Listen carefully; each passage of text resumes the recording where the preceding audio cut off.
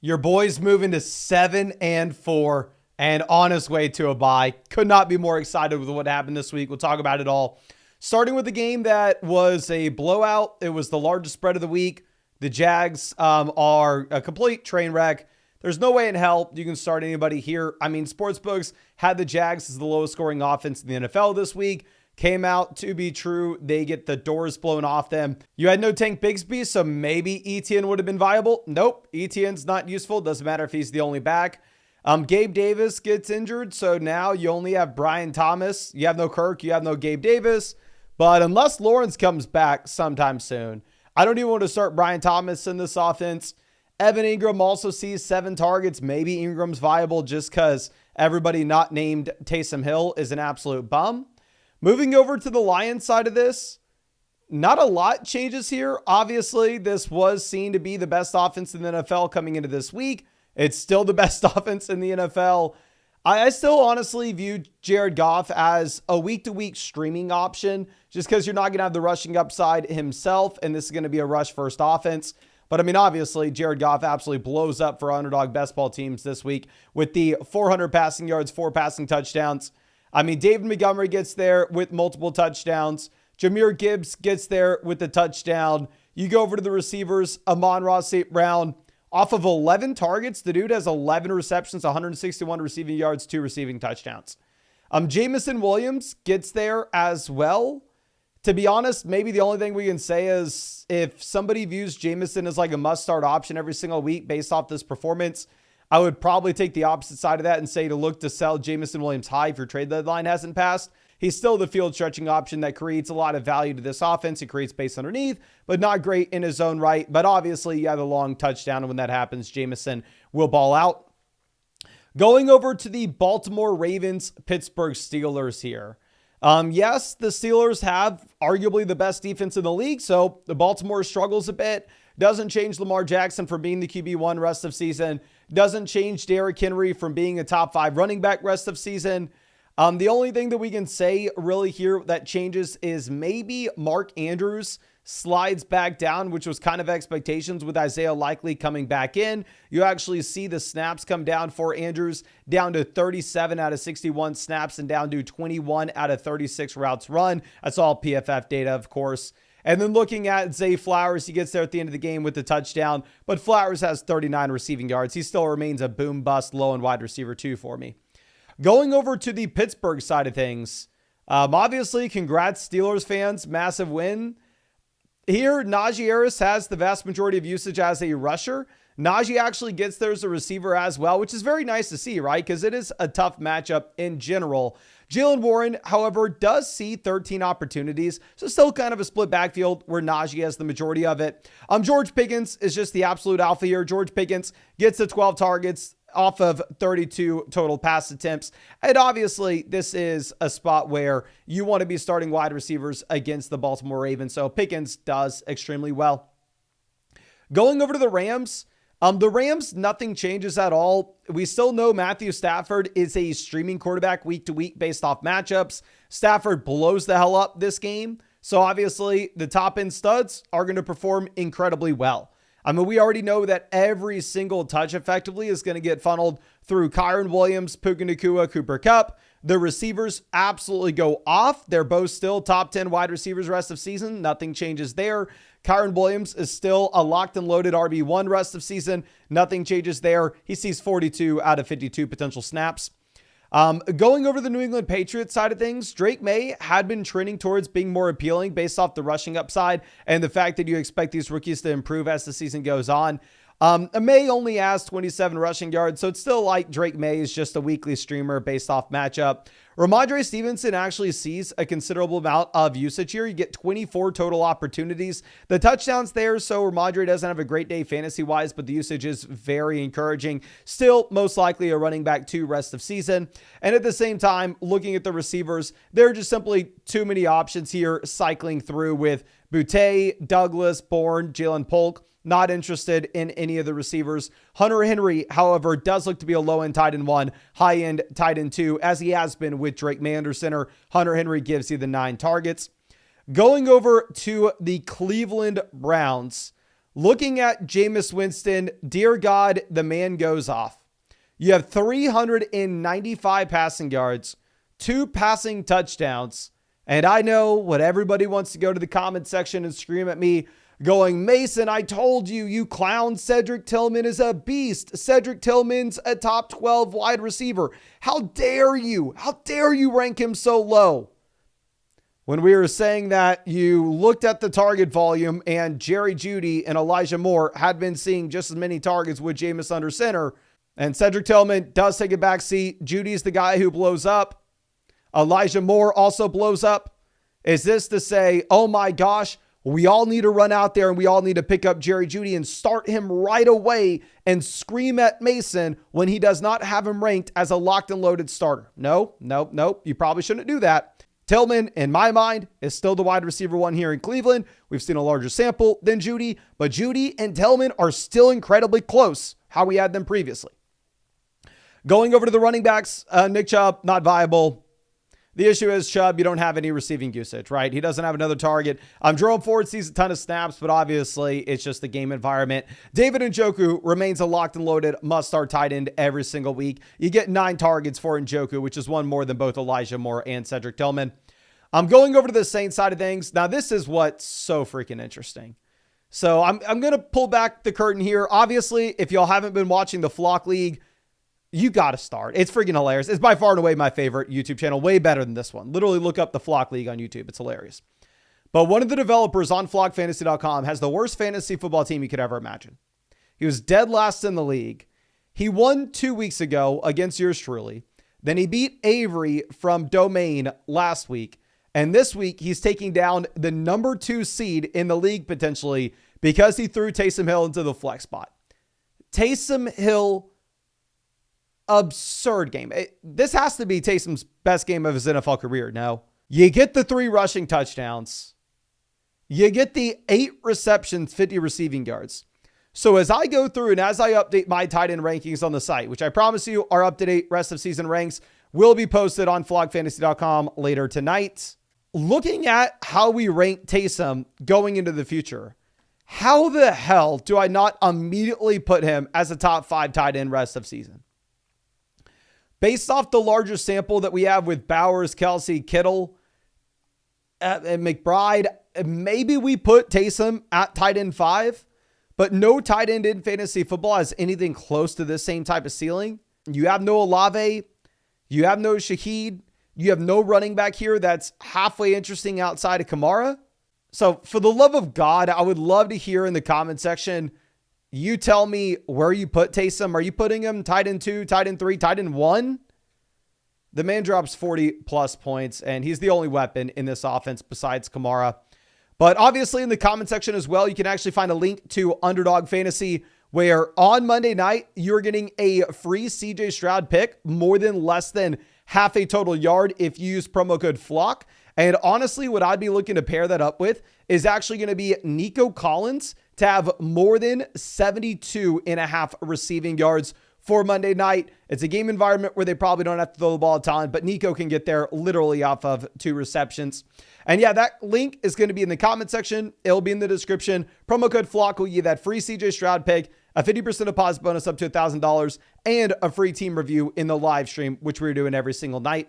Now, going over to the Colts, AR comes in and Anthony Richardson gives you multiple rushing touchdowns. Anthony Richardson, definitely a viable streaming quarterback going into the future. The passing volume is probably not going to be there, even though he did have a fine day as a passer. He had 272 passing yards off of 30 attempts, but he's definitely a viable streamer based off what he can give you as a rusher. Jonathan Taylor has absolutely everything in this backfield. He sees 63 out of a potential 70 snaps. Now, the issue, of course, for Jonathan Taylor is Anthony Richardson himself is not going to check the ball down very often because if the pocket collapses, Anthony Richardson could just go ahead and tuck it and run. And then looking at what we have with the receivers here, Josh Downs is still wide receiver 1 off of only 5 targets. The man has 84 receiving yards and the receiving touchdown. My only concern is I don't think we're going to get this type of passing volume consistently in Indianapolis. Pittman sees the majority of the targets with 8, but still Pittman has not done anything so far this season. Probably too good a drop, but definitely not starting anytime soon. Going over to the Jets, Rodgers remains a weekly streamer. Brees remains a locked and loaded top 10 running back rest of season. We've stood by that strong primarily because of the receiving usage. You get another 7 targets this week, and those 7 targets turn into 7 receptions, 43 receiving yards, and the receiving touchdown. And then going over to Devontae Adams, Garrett Wilson. Again, everything is being funneled between these 3 players in this Jets offense. I know we're a broken record saying this over and over again. This is the Rams offense in terms of how they distribute touches. The difference will be that this is a much worse version of that. It's a lower scoring Rams offense where everything's going to get funneled through Adams, Brees, Wilson. Right now, you're actually seeing this be a 22 target performance between those 3 players out of only 29 potential pass attempts. Now, going over to the Vikings, this is what's concerning. Aaron Jones scales back with his usage dramatically. Aaron Jones plays 39 snaps in comparison to Cam Akers at 27. Aaron Jones sees 15 carries in comparison to Cam Akers at 10. You don't love to see it. Going over to Sam Darnold. Sam Darnold's still just a weekly streamer. Going over to the receivers, thank God Jordan Addison did something for my underdog basketball teams, but it's not like you can consistently start Addison going into the future. Jefferson still locked and loaded wide receiver 1 rest of season. And then TJ Hawkinson, I would still say, is a mid to low tight end 1 rest of season as well. The issue with Hawkinson, of course, is just the receivers are going to be able to command so many targets. Now, going over to the Titans side of things, you actually do have the injury to Tajee Spears where he goes into concussion protocol. And with Spears going into concussion protocol, maybe Tony Pollard's viable yet again. Obviously, a few weeks ago, we were calling Pollard that sell-high candidate coming off of a monstrous 33 touch performance with the expectations that Spears coming in would take a few opportunities away. And also, it's a garbage offense. You don't want to commit back in a garbage offense. But if Spears misses at all, Pollard will go back to being a 3-down workhorse in a garbage offense. And then going over to Calvin Ridley, you do want to reiterate, he's just a weekly flex option. I know a lot of people wanted to just view him as that must-start piece every single week based off, how much volume he has had and also what he did last week as well. But if you're looking at sportsbook projections, consistently they are putting the Titans as a bottom 3 offense in the NFL. Going over to the Raiders, you have a bunch of injuries to the running backs in this backfield with Zamir and Alexander Madison.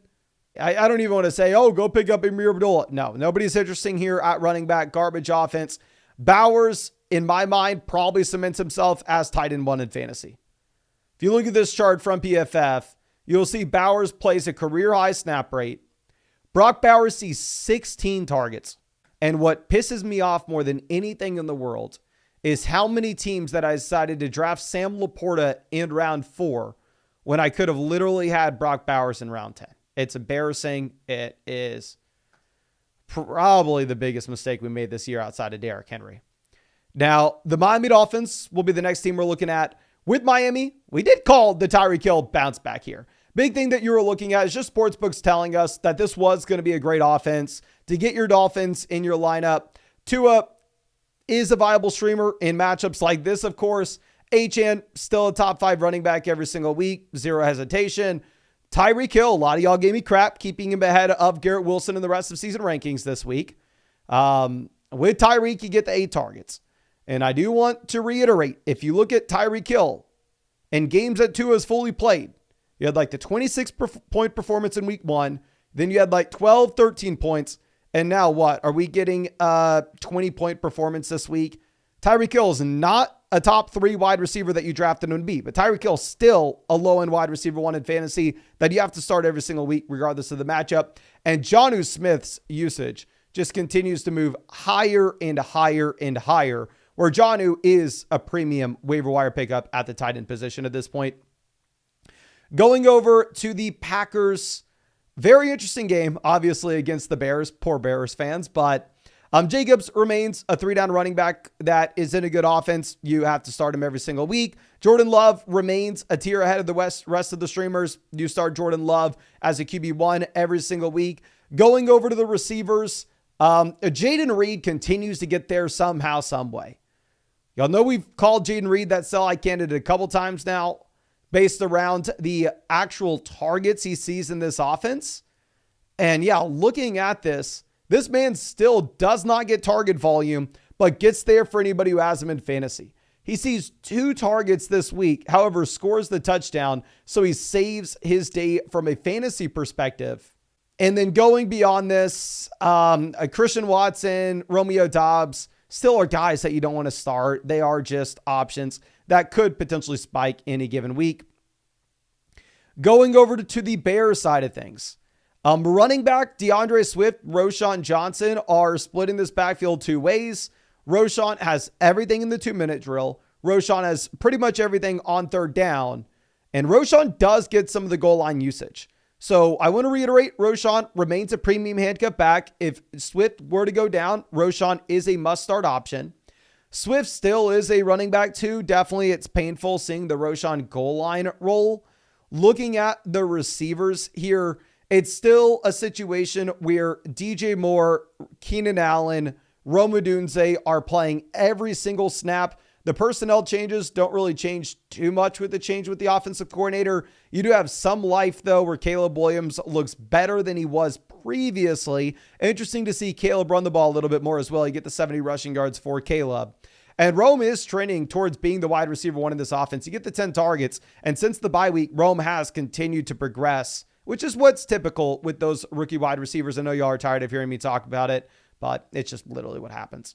I'm going over to what we have with the Atlanta Falcons. Here, it's an interesting spot where you want to maybe have a ton of takeaways, but you had injuries. Darnell Mooney goes down. I don't want to take anything away from this. This turns out to be a game in which the Broncos just absolutely dominate. It's a tough spot going up against the Broncos defense. The Falcons get boat raced. But going into the future, like London and Pitts both look like they're going to be absolute must-start options if you have no Darnell Mooney, because the target volume is going to be immense when they would really be the only players left in this offense. And going over to the Denver Broncos, I have to give Bo Nix his props. This guy just continues to get better and better and better. I hear a lot of rumblings of people saying that it's not a guarantee anymore that Jaden Daniels is Offensive Rookie of the Year, and instead it's trending towards being Bo Nix. Congrats, of course, to the Broncos, who are now sitting at 6-5. It looks like Sutton is turning into a must-start option every single week. The issue with Sutton is still you have so many different players getting involved in this offense. You have 1, 2, 3, 4, 5, 6, 7, 8, 9, 10 different options seeing a target. But I mean, if the passing volume's there, Sutton can get by. And it's also interesting to point out that Javonte is still the starting running back. Javonte has the incredible rushing touchdown, where obviously Estime had the 14 carries last week. Sean Payton had come out and said that Estime was going to expand his role. Just simply didn't happen. But also, they won 38-6. This wasn't a real football game.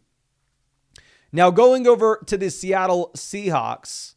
Congrats, Seahawks fans. And what's insane is I believe this is the first week where you see JSN have more targets, receptions, and receiving yards than DK Metcalf.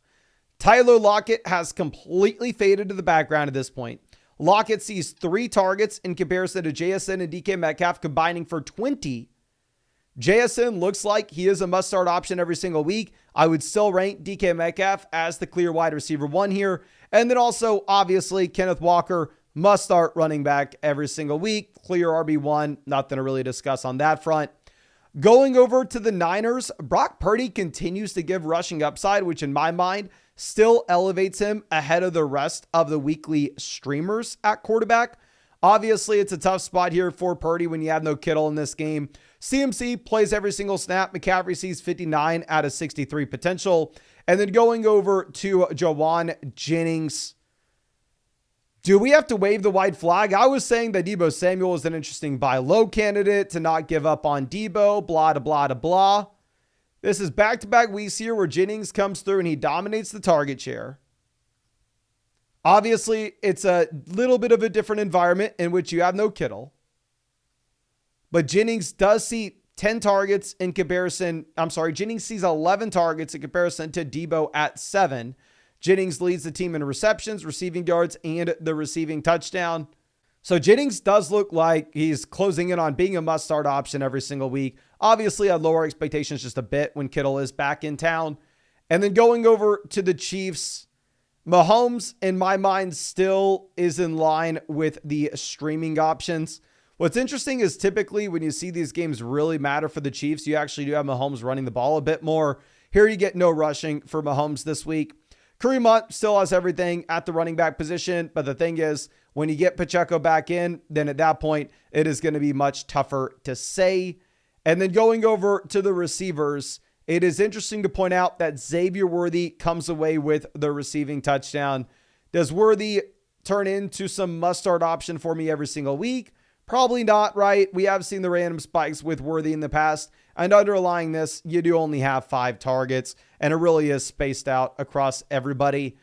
But I mean, disappointing game from Kelsey, disappointing game from Hopkins. I will say it's a very unique game environment going up against Buffalo, where we're typically used to seeing the Chiefs have an implied team total up at 25, 26, 27 points. And this week it was down at like 21.5. So this was the worst week the Chiefs have projected out to be all season. And then going over to the Bills, obviously, you finally get Amari Cooper back in, and this dude literally has 3 targets. Josh Allen's going to dominate regardless. Josh Allen is on the Mount Rushmore of quarterbacks. He has the rushing upside. He has the passing volume. James Cook still remains a must-start guy every single week, regardless of matchup. He's the player with the rushing touchdowns. He's getting the role as a receiver as well in what is one of the best offenses in the league. But Khalil Shakir sees 12 targets. Curtis Samuel, who we talked trash on all offseason in best ball drafts, does get there with the receiving touchdown. I don't know. It's a tough spot because the thing is, after the bye, you could potentially expect to see both the combo of Keon Coleman as well as Dalton Kincaid come back into this offense and lower expectations down with Shakir. But I think that's all I got for you. I really hope we were able to help you win this week. If not, you can scream at me in the comment section. And your boy's just freaking pumped. 7-4 on our way to a bye. Couldn't be happier. And if you wanted to check out that Nico Collins higher than 72.5 receiving yards on Underdog Fantasy for Monday night, I will warn you, I'm about 0 for 1,000 on our Underdog calls for this season. You can find that link in the description as well as the comment section. Promo code FLOCK, you'll get a 50% deposit bonus up to $1,000, plus a free CJ Stroud pick, more than less than half a total yard for the game, and a free team review that we're doing every single day in the live stream. But thank you again. I really appreciate you and really hope we're able to see you out with the video tomorrow.